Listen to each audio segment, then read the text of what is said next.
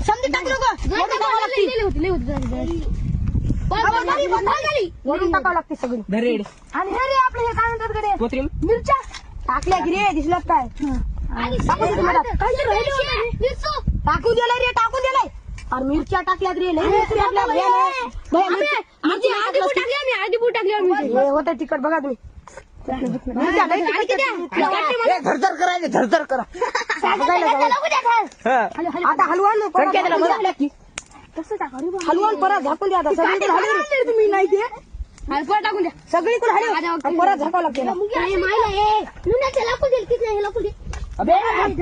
बाजूला